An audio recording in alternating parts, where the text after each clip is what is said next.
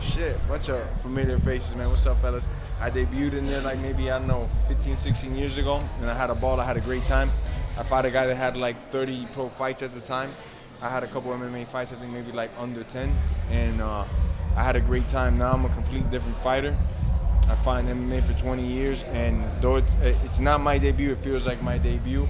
There's a lot of mystery regarding these hands, and I can't wait to put them on fucking Nate's face, man, and show the world I'm the best boxer to come out of the UFC, hands down. How did this ultimately happen, Jorge? Because you talked about being under UFC contract and all that stuff. How did this ultimately come together? Shout out to my boy Dean Tool. Shout out to Fam Mio, and most important, God. I wasn't planning on coming back to fighting or anything like that. Like I've said numerous times, I'm blessed. I don't have to compete for the money. I do it because I want to do it, And this great deal came, and it came with great opponents. The list of opponents and the possibilities of opponents was great. Something that made me want to wake up out of the bed early and go run my miles and diet and do all the work that I got to do to get this shit done, So I can't lie, man. I'm in a very good place, happy place. I've been in Vegas now since mid-January training, as everybody here knows, because most of you from MMA I see. My training camp's always in Florida with American Top Team, and close with my family, my kids. I see my kids every day when I'm back home. A couple times I've had camps other places because whether it was an altitude or time differences, so I've left maybe 5-6 times. So I'm not really accustomed to that. But for this fight, especially my new handlers wanted me to get out of Miami. Too many distractions, too much bullshit. So I've been here in Vegas doing nothing but fucking training, man, getting in the best shape possible so I can end this motherfucker, man, and there can be no excuses about it. I heard he likes to box. I heard boxing is his thing. I dropped him with kicks, elbows, and knees last time, so now, you get to take that away, so hopefully he's got like a fighting chance now. Shouldn't it be a Masvidal versus Nate Diaz versus Masvidal since you won, or why is it? Just curious on the moniker. Well, you guys will see in the press conferences that start going off on several things, because you're gonna see a lot of things that are funny, with Nate Diaz. He's I'll give you a little spoiler alert. He said he wouldn't fight unless he walked out second, like non-negotiable. Like the fuck you talking about? Real fighters ain't motherfucking this is shit you pulling, and like that I got a list of shit that I'm gonna drop there. But that was one of the many things. And then another thing that he wanted was his name on top, or he wouldn't fight. So I'm like, do you want to fight? Or what, motherfucker? You've been telling the whole world the same shit. Because back in the UFC, when I was fighting for titles and you were doing fucking nothing but picking your nose, you didn't want to scrap after I got done with them title fights. And it was the same Diva act. Now, finally, we got the deal done. It took, in totality, the deal took about a year, like 5 months with the UFC and then another like 4 months with Nate, the Diva Diaz, What's the game plan for this fight? The game plan is get in his fucking face and break it. Hit him to the body because I know it's fucking, he got a weak ass body. I dropped him, I think one time with a good little body kick, so I'm definitely gonna dig into the body, dig into his face, dig into the body, and that's it. There's no slamming, no choking, so those are my only options. I hear you're gonna be applying the pressure too on the fight. I'll be doing it all in the boxing ring. I know I'm the superior athlete. I got faster hands, I got more power, and my cardio will be better as well by the time the fight comes around, The only thing that kind of has going for him is that he went, 10 rounds with this other dude not too long ago, so he's got a little bit more boxing freshness to him, but that don't mean shit when we get in there. What's your thoughts on the Jake Paul fight? Did you enjoy it? I thought sloppy on both ends. I was actually there live, and as everybody knows, that all you guys in MMA, I started with boxing. I first found boxing, then I went into MMA, and I respect both sports so much. And one thing about boxing is, at least come in there in fucking shape, man. And at least do your job to everybody watching, because we're not watching to watch two guys fucking fake guillotining and the other guy pointing at him and walking around the ring. People ain't doing that shit, and that's why I think I get so much love, because I put everything I got into this craft. And when I go out there, I'm gonna show Nate why I shouldn't be smoking so many fucking blunts, Well, Jake's gonna win that fight with Mike Tyson in July? Man, I don't fucking know, bro. I don't know shit, man. About that fight. It's just so hard to call it. I don't know Mike's, he's 60 years old, right? Something like that. Like, damn, that's an old ass dude, bro. And I'm not trying to rank on Jake, because shit, if you're getting the bag for it, what could you do? It's just, I heard it's with 16 ounces, then I heard it's not with, I don't know, there's so many things going on with it, I don't know what to say if Trying it's to an push to make it exhibition. like a full fight, not an Yeah, exhibition. so I couldn't even call it, you know. 'Cause obviously, if it's 16 ounces, it's gonna lean more towards Jake. No, I don't even know, man, what to think. You mentioned the game plan a little bit for the fight. What about the game plan for this tour that you guys are doing here? Like, are you going to try to get under his skin a little bit today so that carries over, and by the end of this, maybe like he's a little emotional going into the fight? My plan is just to say facts, nothing but facts. Since the moment I sit in that chair, facts that I could prove up with contracts and paperwork and show the whole world if anybody's got questions on it, why I'm so fucking upset, you know, because this fight could have took place way longer, you know. And, Nate Diaz is a fucking diva, you know. Do you feel that he thinks he's bigger than he actually is compared to you? Oh, he definitely thinks he's bigger than me. He thinks he's fucking Bruce Lee and King Kong's son, you know, if they fucking made it, you know. And that's awesome, man. That's good for him to think that, you know. It's not gonna be like that come boxing, you know. Conor McGregor and Francis Ngannou, they both said with the boxing training and no grappling, it was easier on the body. I know you said you weren't thinking about fighting, but it has to feel better on the knees, on the joints with less grappling, not dealing with Bo Nickel or whoever you're grappling with.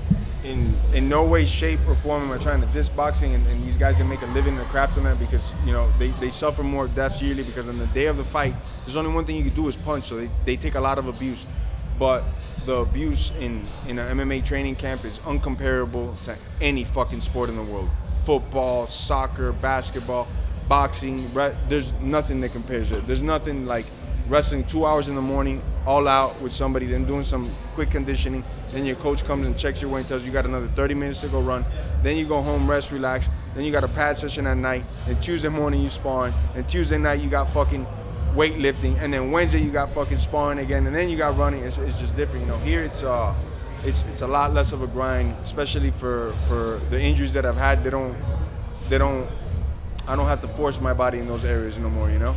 Jorge, how do you think he's going to react when you tell him, like, hey, what's up with these demands? Like, what's up with all this shit? Like, what do you think he's going to say? I'm eager to see, man. I'm eager to see what the fuck he's gonna say, man. You know, I want to find out just like you, man. Like, you that much of a diva or what the fuck? You know, you want to fight or what? Last time you fought Nate Diaz, you had Roberto Duran there with you at MSG. Say the first part again. The last time you fought Nate at MSG, you had Roberto Duran there. I Yes. know someone that you idolize going on. Do you think going to be coming to this fight? 100%. This is boxing, man. 100% I'm walking out with Roberto Duran. He'll be there ringside, sitting, enjoying the seats. You know, shout out to Roberto. He just got a pacemaker and he's doing fucking amazing. I was scared for a little bit. I was talking to his daughters and his kids. He's doing great. He'll definitely be at my fight 100%.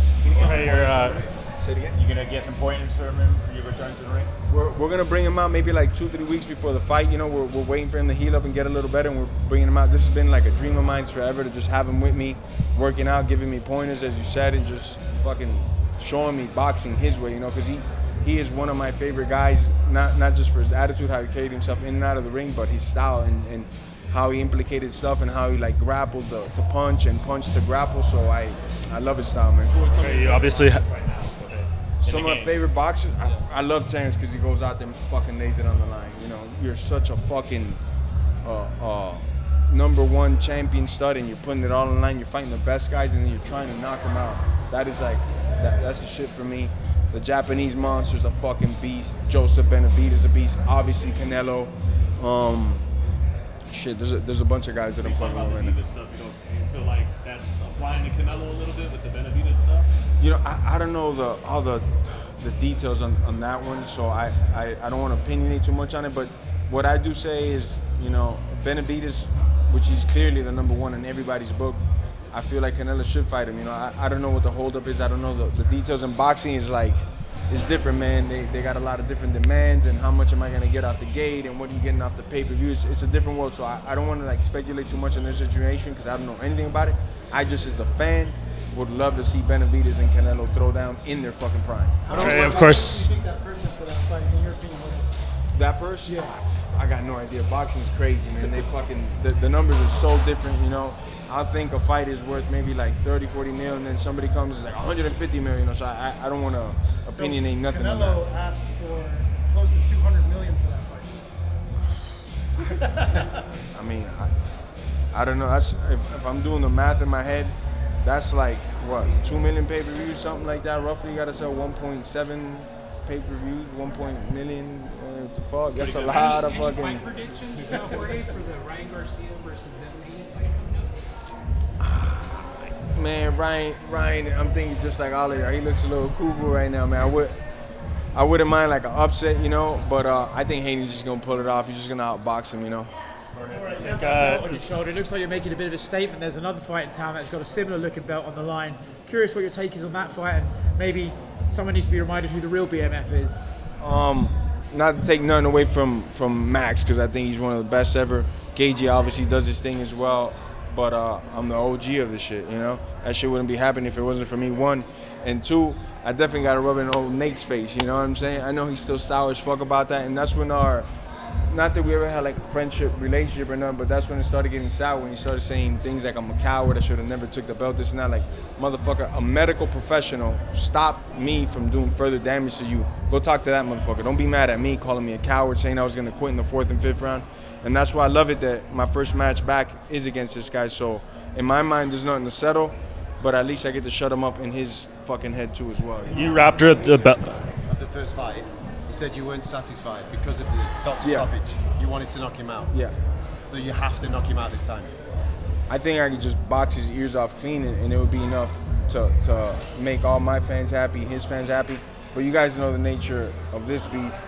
I want him fucking dead. I want him lying there 3-4 minutes unconscious, soul leaves, and then when it comes back, hopefully he's like a better person, you know? Are you done with MMA?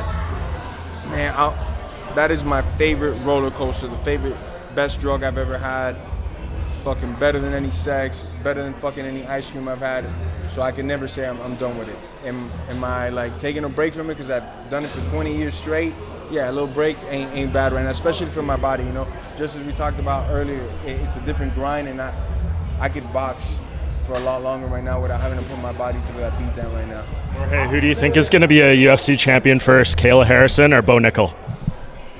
Kayla, she's got way more fights, you know, and right after Holly Holm, who else should she fight? The champ, you know. There's no question in my mind, you know, that she should just go to fighting the champ after this. Bo's obviously not fighting anybody yet of that caliber. He's gonna get there eventually, as I've been saying since his first fight. But if it all goes right for Kayla, I mean, she wins this fight, and that's another person I've been talking about forever because she's been my teammate. I've been watching her literally rape motherfuckers on the mat.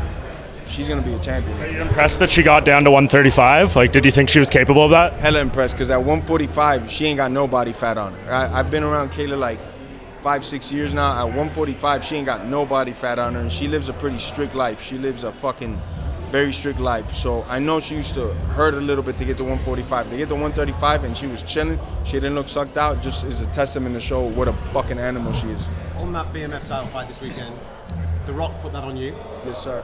You put that on Justin. And we've got Mark Coleman this weekend. Talk to me about that. Fuck yeah, man.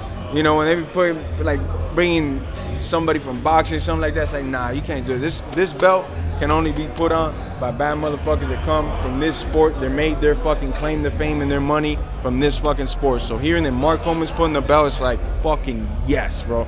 Like, fuck yeah. I couldn't think of a better fucking guy to put it, especially what he just went through.